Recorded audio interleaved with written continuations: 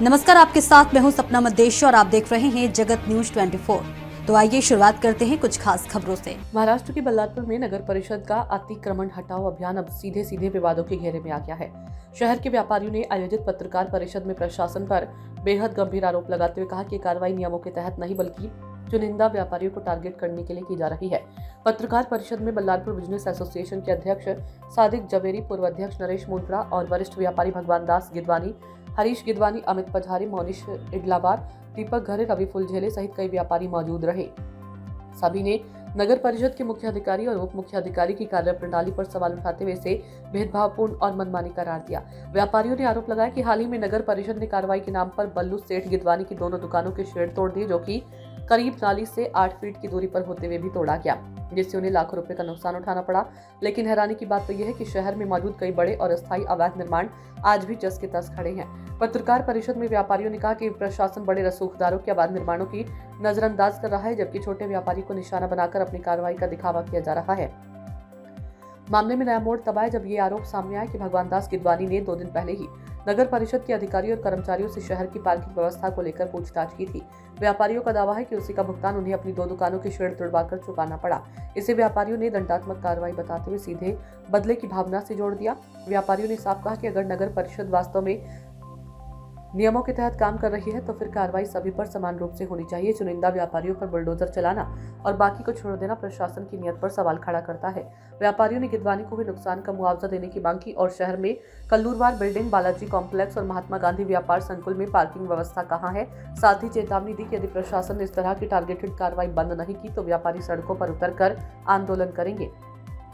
इन गंभीर आरोपों के बावजूद नगर परिषद प्रशासन की ओर से अब तक कोई ठोस प्रतिक्रिया सामने नहीं आई, जिससे मामला और भी गरमाता जा रहा है। अब सवाल तो यह है कि क्या बल्लारपुर में बुलडोजर कानून के लिए चल रहा है या फिर सवाल पूछने वालों को सबक सिखाने के लिए।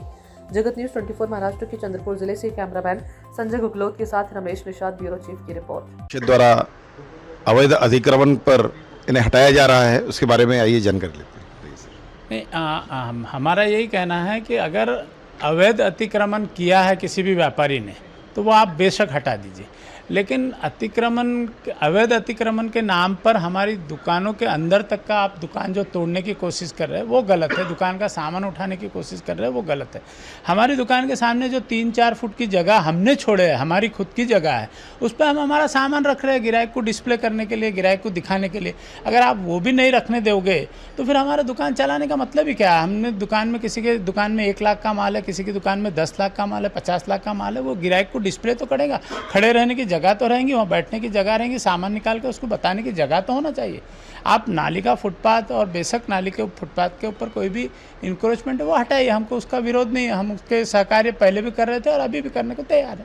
नगर परिषद ने जो अतिक्रमण की कार्रवाई किया है वो कार्रवाई के बारे में मेरा कुछ बोलना नहीं है। ज़्यादा कार्रवाई हुई है, ठीक है, उचित है, मगर आपका जैसे नुकसान हुआ है और जबरदस्ती इन्हें कार्रवाई की गई नहीं, ज़बरदस्ती कार्रवाई की गई। ये तो मैं आप लोगों को रिक्वेस्ट कर रहा हूँ, विनंती कर रहा हूँ कि आप आके मेरी दुकान देख लीजिए कि किस तरीके से कार्रवाई हुई है और मेरे आजू में बाजू में किसी के ऊपर कार्रवाई नहीं हुई। मेरे साथ ही ऐसा अन्याय क्यों? मैं 10 व्यापारी को अगर सीईओ के पास लेके जाता हूँ तो ये मेरी गलती है कि आप लोग हमारे पास आते हैं बार बार और आप खुद ही अतिक्रमण कर रहे हैं। मैंने क्या अतिक्रमण किया है?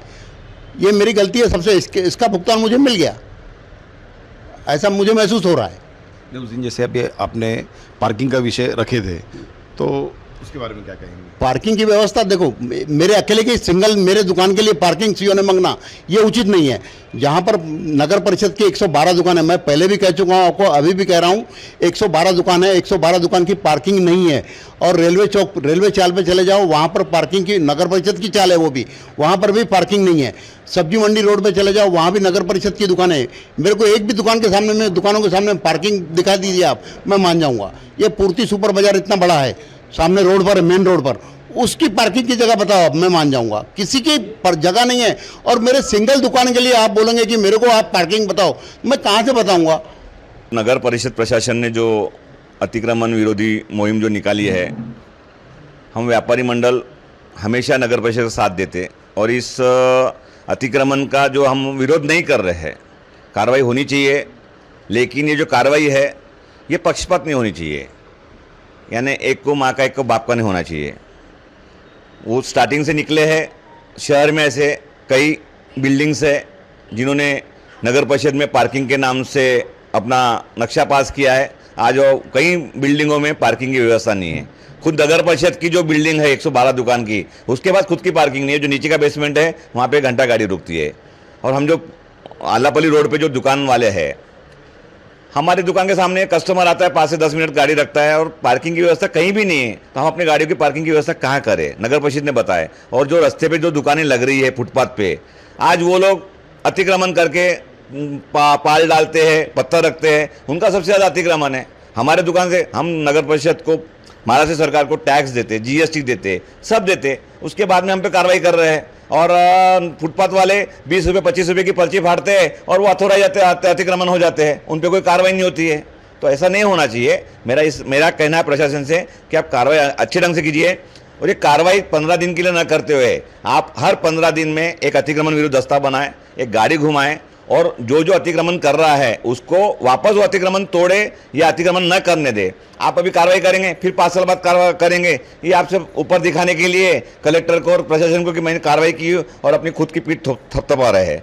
तो मैं इसका अतिक्रमण का समर्थन करता हूं, लेकिन पक्षपात अतिक्रमण जो कर रहे हैं उसका मैं विरोध करता हूं। के पूरे दुकानें उठाए गए। उसी प्रकार ये बस स्टैंड के बाजू में वेंकटेश एम्पायर की 2 बिल्डिंग है। उसमें पहली जो वेंकटेश एम्पायर की बिल्डिंग बस स्टैंड को लगी है, वहाँ पे अवैध ऑटो स्टैंड है और उन्होंने खुद होके वहाँ एक जो झाड़ है, वो झाड़ के सामने बड़ा चबूतरा बनाया है। वो चबूतरा पूरी तरीके से नाली के बाहर है। रोड और नाली के बीच में चबूतरा है, उससे भी पार्किंग में बहुत तकलीफ होती है। उसके ऊपर कार्रवाई की नहीं गई, जो कि लिखित रूप से हमारे वेंकटेश एम्पायर के सभी वहाँ के व्यापारी जो सदस्य उन्होंने लिखित कार्रवाई आज से 1 साल पहले भी दी है और अभी भी दी है, फिर भी उसके ऊपर अभी तक कार्रवाई नहीं हुई है। और वो अवैध वहाँ का जो वटा है, जोता बोलते जो भी सीमेंट का बना है, वो हटना चाहिए। ऐसे ही अपडेट्स के लिए देखते रहें जगत न्यूज 24 और हाँ, हमारे चैनल को लाइक, शेयर और सब्सक्राइब करना बिल्कुल ना भूलें।